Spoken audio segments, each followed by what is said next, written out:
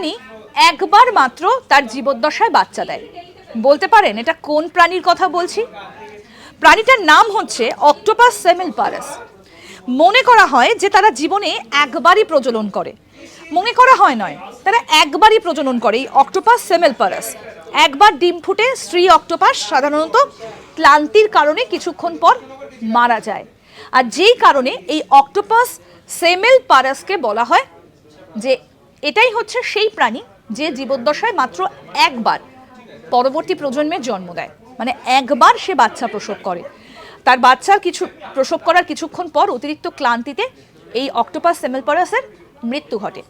তবে আপনাদেরকে আরও একটা বিষয় বলে রাখি, অক্টোপাসের কিন্তু প্রচুর বুদ্ধি রয়েছে এবং এই অক্টোপাস রাস্তা চিনে সঠিক জায়গায় বা তার পুরনো জায়গায় সে ফিরে যেতে পারে। অক্টোপাস হচ্ছে এইরকমই একটা বুদ্ধিমান প্রাণী। আরও অনেক আপডেট পেতে দেখতে থাকুন আজ তাক বাংলার ইউটিউব চ্যানেল।